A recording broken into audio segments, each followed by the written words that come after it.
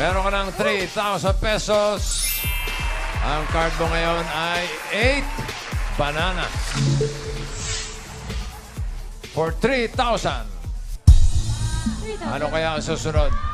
Pataas o pababa? Pag-isipan mo muna, Sisi. Medyo pagitna na yan. 8 bananas. Pababa. Uy, pababa. Sugal. Pababa. Pababa.